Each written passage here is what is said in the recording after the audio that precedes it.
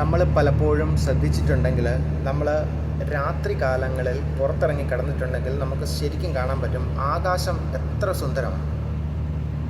കാരണം ആകാശത്ത് ഒരുപാട് നക്ഷത്രങ്ങൾ വളരെ മനോഹരമായിട്ട് ഇങ്ങനെ അടുക്കി വെച്ചേക്കുന്ന പോലെ നമുക്ക് എണ്ണിയാലും തീരാത്തത്ര അനന്തമായ നക്ഷത്രങ്ങളുടെ ഒരു കൂട്ടം. പക്ഷെ നമ്മൾ എന്തെങ്കിലും ചിന്തിച്ചിട്ടുണ്ടോ? ആ കാണുന്ന നക്ഷത്രങ്ങളെല്ലാം ഓരോ സൂര്യനാണ്.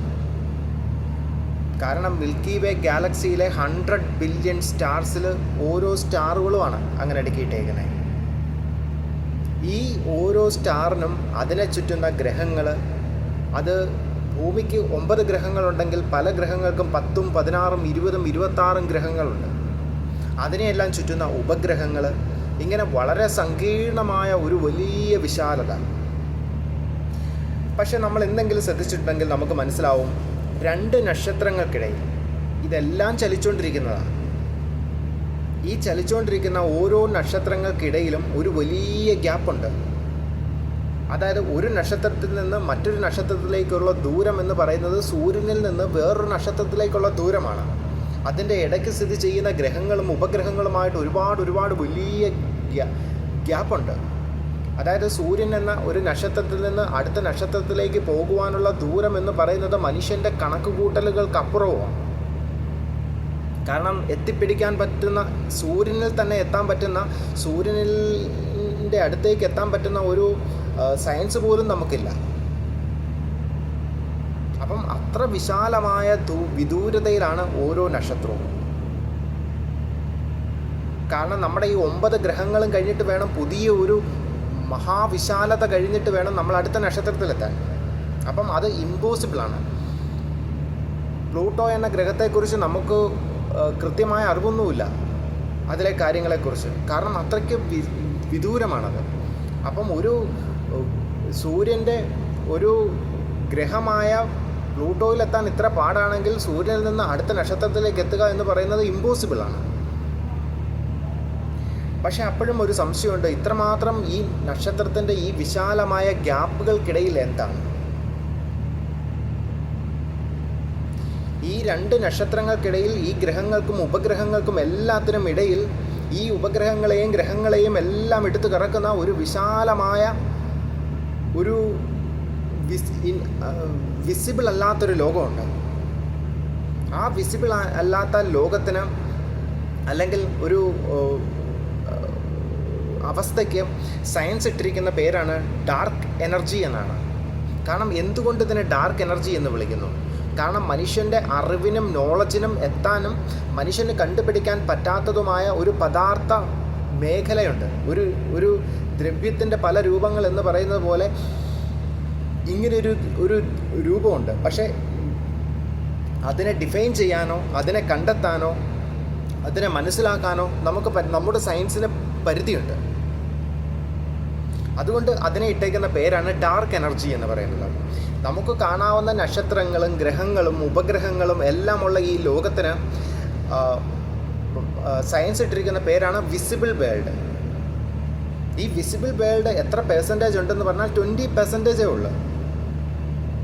ബാക്കിയുള്ള 80% എന്ന് പറയുന്നത് ഡാർക്ക് എനർജി അല്ലെങ്കിൽ വിസിബിൾ അല്ലാത്തൊരു ലോകമാണ്. അതിന് ഡാർക്ക് എനർജി എന്നാണ് സയൻസ് ഇട്ടിരിക്കുന്ന ടേം. കാരണം മനുഷ്യൻ്റെ അറിവ് കൊണ്ട് മനസ്സിലാക്കാൻ പറ്റാത്തത് കൊണ്ടാണ്, അല്ലെങ്കിൽ അതിനെ ആരെങ്കിലും കണ്ടെത്തി അതിനെ ഒരു ഡിഫൈൻ ചെയ്യാൻ പറ്റാത്തത് കൊണ്ടാണ് അതിന് ഡാർക്ക് എനർജി എന്നിട്ടേക്കുന്നത്. ഇതിനെ നമുക്കൊന്ന് മനസ്സിലാക്കണമെങ്കിൽ നമ്മൾ മനസ്സിലാക്കി, ഗ്രാവിറ്റി എന്ന് പറയുന്നത് എല്ലാ ഗ്രഹങ്ങളെയും എടുത്ത് കറക്കുന്ന ഒരു സംഭവമാണ്. ഗ്രഹങ്ങളെയും സൂര്യനെയും എല്ലാം എടുത്ത് കറക്കുന്നു. ഇങ്ങനെ കറക്കത്തിലേക്ക് പെട്ടുപോകാത്ത, അതായത് കറക്കാൻ പറ്റാത്തതായിട്ട് എന്തെങ്കിലും ഉണ്ടെങ്കിൽ അത് ബ്ലാക്ക് ഹോൾസിനുള്ളിൽ കിടക്കുന്ന ഹ്യൂജ് മാസുള്ള ഡൈഡ് സ്റ്റാറുകളാണ്. അവർക്ക് മാത്രം ഈ മോഷനോ ചലനമോ ബാധകമല്ല. കാരണം യൂണിവേഴ്സിൻ്റെ റൊട്ടേറ്റിംഗ് പാറ്റേണിന് എടുത്തുയർത്താൻ പറ്റുന്നതിലും കൂടുതൽ ഭാരമുള്ളവയാണ്. ഇങ്ങനെയാണ് പ്രപഞ്ചത്തിൻ്റെ കടപ്പെന്ന് പറയുന്നത്. അപ്പം നമുക്കൊരു കാര്യം മനസ്സിലായി. കാരണം ഓരോ നക്ഷത്രവും കറങ്ങുന്നതാണ്. ഓരോ ഗ്രഹങ്ങളും കറങ്ങുന്നതാണ്. ഇതെല്ലാം കറങ്ങാൻ കാരണം ഇതിനെയെല്ലാം ഫിക്സ്ഡ് പാറ്റേണിൽ കറക്കുന്ന ഒരു ശക്തിയുണ്ട്. ആ ശക്തി എന്ത് സംഭവത്തിലിട്ടാണ് കറക്കുന്നതെന്ന് ചോദിച്ചു കഴിഞ്ഞാൽ അത് ഡാർക്ക് എനർജിയുടെ ശക്തി കൊണ്ടാണ് അതിനെല്ലാം കറക്കുന്നത്. അപ്പം ഡാർക്ക് എനർജി എന്ന് പറയുന്നത് നമ്മൾ മനസ്സിലാക്കണമെങ്കിൽ നമുക്ക് ഭൂമിയിലേക്ക് തന്നെ വരാം. നമ്മളൊരു വലിയ ജലാശയം എടുത്തു, കടലിൻ്റെ വലിപ്പം. കാരണം ഒരു മനുഷ്യന് സങ്കല്പിക്കാൻ പറ്റുന്നതിലും കൂടുതൽ കാര്യങ്ങൾ ഉൾക്കൊള്ളുന്നതും അതുപോലെ തന്നെ വിശാലതവുമാണ് ഈ കടൽ എന്ന് പറയുന്നത്. ഈ കടലിന് നമ്മുടെ കടൽ തീരത്ത് എവിടെയെങ്കിലും നമ്മളൊരു 9 ബോൾ ഇട്ടിട്ടുണ്ടെന്ന് വെച്ചു. അതിൻ്റെ പല ഭാരത്തിലുള്ള 9 ബോൾ. അപ്പം നമ്മളത് ചുമ്മാ അങ്ങ് ഇട്ടിട്ടുണ്ടെങ്കിൽ ഈ കടലിൻ്റെ വേലിയേറ്റത്തിനും വേലിയിറക്കത്തിനും അനുസരിച്ച് ഇതെല്ലാം ഒരു നിശ്ചിത പാറ്റേണിൽ പൊങ്ങുകയും താഴുകയും ചെയ്തുകൊണ്ടിരിക്കും.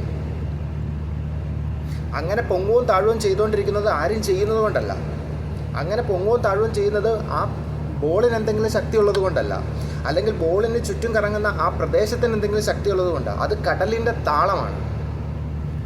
ഈ ഓളങ്ങൾ എന്ന് പറയുന്നത് കടലിൻ്റെ താളമാണ്. ആ കടലിൻ്റെ താളത്തിനനുസരിച്ച് അതെല്ലാം എന്ത് താളത്തിലാണോ കടൽ അതിനെ കറക്കുന്നത്, ആ താളത്തിൽ ആ 9 ബോളുകളും കറങ്ങിക്കൊണ്ടിരിക്കും.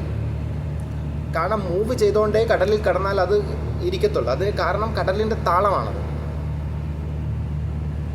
ഇതേ സംഭവം തന്നെയാണ് ആകാശത്തേക്ക് നോക്കുമ്പം നമ്മൾ കാണുന്ന ഓരോ നക്ഷത്രങ്ങളും ഇങ്ങനെ കിടന്ന് കറങ്ങുന്നുണ്ടെങ്കിൽ ഇതിനെയെല്ലാം കറക്കുന്ന ഒരു ദ്രാവകം അവിടെയുണ്ട്, ഒരു അവസ്ഥ എവിടെയുണ്ട്. ഈ അവസ്ഥയ്ക്കാണ് ഡാർക്ക് എനർജി എന്ന് പറയുന്നത്. ഇനി കടലിൻ്റെ ഉള്ളിൽ കിടക്കുന്ന ഈ ബോളിന് കടലിൻ്റെ വെള്ളത്തിൻ്റെ അടിയിൽ കിടക്കുമ്പോൾ നമുക്ക് കാണാൻ പറ്റുന്ന രീതിയിൽ പറഞ്ഞു കഴിഞ്ഞാൽ വെള്ളത്തിൽ കിടക്കുമ്പം ആ ബോളിനെ എടുത്ത് പൊക്കാനും താത്താനും പിടിക്കാനും ഒക്കെ പറ്റും.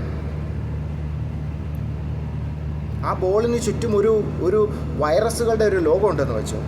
ഈ വൈറസുകൾക്കൊന്നും ഭാരമില്ലാതെ ആ ബോൾ വെള്ളത്തിൽ കൂടി കിടന്ന് കറങ്ങും. അങ്ങനെ കറങ്ങാൻ കാരണം എന്താ? കാരണം അതിൻ്റെ ഉപരിതലത്തിൽ മുഴുവൻ ജീവനുണ്ടെങ്കിലും ആ ജീവൻ വൈറസുകളാണെന്ന് വെച്ചു. ആ വൈറസുകളെല്ലാം അവർക്കൊന്നും ഒരു ഭാരമോ പ്രഷറോ വരാതെ അവരെല്ലാം സുഗമമായിട്ട് നിൽക്കും. കാരണം ഈ വെള്ളത്തിനടിയിൽ ഈ ബോളിന് ഭാരവും കാണത്തില്ല വെള്ളത്തിൽ കിടന്ന് ഉരുളുമ്പം. ഇത് തന്നെയാണ് ഭൂമി. ഈ ഭൂമി എന്ന് പറയുന്നത് ഈ ഡാർക്ക് എനർജിയിൽ കിടന്ന് അങ്ങോട്ടും ഇങ്ങോട്ടും റൊട്ടേറ്റ് ചെയ്യുമ്പം ഇതിൻ്റെ മുഴുവൻ സൈഡിലും നിൽക്കുന്ന ആളുകൾക്കാർക്കും ഇതിൻ്റെ ഭാരം അനുഭവപ്പെടത്തില്ല. വെള്ളത്തിനുള്ളിൽ വൈറസുകൾ കിടക്കുന്ന പോലെ, ബോളിൻ്റെ മേളിൽ വൈറസുകൾ ഇരുന്ന് അതേ ചുറ്റിച്ചു കഴിഞ്ഞാൽ അവർക്കൊന്നും ജീവഹാനി ഉണ്ടാകാത്തതുപോലെ. ഇത് തന്നെയാണ് ഭൂമിയിലും സംഭവിക്കുന്നത്. ഭൂമി കിടന്ന് റൊട്ടേറ്റ് ചെയ്യുമ്പം ഭൂമിയുടെ പ്രഷർ ഓരോ രാജ്യങ്ങൾക്കും ഓരോ മനുഷ്യനും അല്ലെങ്കിൽ ഓരോ ജീവജാലങ്ങൾക്കും വരാത്തതിൻ്റെ കാരണം അത് ആ ഡാർക്ക് എനർജി എന്ന് പറയുന്ന ആ വിശാലമായ കാഴ്ചപ്പാടിൻ്റെ പ്രത്യേകതയാണ്. കാരണം ഭൂമിയിൽ വെക്കുമ്പം ഭാരമുള്ള കല്ലിന് വെള്ളത്തിൽ ചെന്ന് കഴിഞ്ഞാൽ ഭാരമില്ല, കുറയും. എന്നാൽ ഡാർക്ക് എനർജി ചെന്നാലോ അത് അതിലും കൂടുതൽ കുറയും. ഇതാണ് നെറ്റ്വർക്ക് എന്ന് പറയുന്നത്. ഇതാണ് ഡാർക്ക് എനർജി എന്ന് പറയുന്നത്. അതായത് ഭൂമിയിൽ നമ്മൾ കടലിൽ കാണുമ്പം കടലിൻ്റെ മേളിൽ ബോളുകളും, അതായത് എന്തെങ്കിലുമൊക്കെ കാര്യങ്ങൾ നമ്മൾ നടത്തുമ്പം നമ്മളിടുമ്പം പല ഭാരമുള്ള കാര്യങ്ങൾ നമ്മളിടുമ്പം അത് കടലിൽ ഇങ്ങനെ പൊങ്ങിക്കിടക്കുന്ന പോലെ നമ്മൾ കാണുന്നില്ലേ? അതേ അവസ്ഥയാണ് ആകാശത്തേക്ക് നോക്കുമ്പം ഡാർക്ക് എനർജി. ഭൂമിയിൽ നമ്മൾ വാട്ടർ എന്ന് വിളിക്കുന്ന അതേ എനർജിയാണ് ആകാശത്തേക്ക് നമ്മൾ നോക്കുമ്പോൾ കാണുന്ന ഈ ഡാർക്ക് എനർജി എന്ന് പറയുന്നത്. ഇത് ഉണ്ടോ എന്ന് ചോദിച്ചു കഴിഞ്ഞാൽ ഇത് ഉണ്ട് എന്ന് 100% ഷുവറാണ്. പക്ഷേ ഇത് എന്താണെന്ന് ചോദിച്ചു കഴിഞ്ഞാൽ ആർക്കും അറിയാനും മേല. കാരണം എന്തുകൊണ്ടാണ് അതിനെ അറിയാൻ പറ്റാത്തതെന്ന് പറഞ്ഞാൽ അത് പ്രകാശവുമായി ഇൻ്റർഫിയർ ചെയ്യത്തില്ല. നമ്മുടെ ടെക്നോളജിയും നമ്മുടെ സയൻസുമായിട്ട് നമ്മളതിനെ മുട്ടിക്കാൻ നോക്കിയാൽ പറ്റത്തുമില്ല. കാരണം ഇതിനെക്കുറിച്ച് ആദ്യമായിട്ടൊരു പഠനം നടത്തുകയും അതിനെ അങ്ങനെയൊരു ഈഥർ എന്ന് പറയുന്ന ഒരു മേഖലയുണ്ട് എന്ന് പറയുന്ന, അതിനകത്ത് ഭൂമിയും ഗ്രഹങ്ങളും ഉപഗ്രഹങ്ങളും നക്ഷത്രങ്ങളും എല്ലാം ഒഴുകി നടക്കുവാണെന്ന് ഒരു സയൻറ്റിഫിക്കലി ആദ്യമായിട്ട് പറഞ്ഞ ആൾ ലോറൻസ് ആൻഡ് ബോങ്കാരോ എന്ന് പറയുന്ന 2 വ്യക്തികളാണ്. അവരുടെ സയൻസിൽ ഈഥർ എന്ന് പറയുന്ന ഒരു മീഡിയത്തെ അവതരിപ്പിക്കുന്നുണ്ട്. അത് ഐൻസ്റ്റീൻ്റെ സയൻസ് വരുന്നതിന് മുമ്പാണ്. പക്ഷേ ഐൻസ്റ്റീൻ്റെ സയൻസ് അതിനെ മറികടന്ന് വന്നതുകൊണ്ടാണ് അവരുടെ സയൻസിന് പിന്നീട് പ്രാധാന്യം കിട്ടാതെ പോയത്. പ്രാധാന്യം കിട്ടാതെ പോയതിൻ്റെ വേറൊരു കാരണം എന്ന് പറയുന്നത് സയൻറ്റിഫിക്കലായിട്ട് അങ്ങനെ ഒരു ലൈനിലൂടെയാണ് അല്ലെങ്കിൽ ഒരു അവസ്ഥയിലൂടെയാണ് ഭൂമിയെല്ലാം റൊട്ടേറ്റ് ചെയ്യുന്നതെന്ന് പറഞ്ഞ് തെളിയിപ്പിക്കാൻ പറ്റുന്ന ഒരു സയൻസ് അവർക്കില്ലായിരുന്നു. കാരണം അവർ പല രീതിയിൽ അതിനെ പരീക്ഷണം നടത്തി വിജയിപ്പിക്കാൻ നോക്കി, പക്ഷെ പറ്റിയില്ല.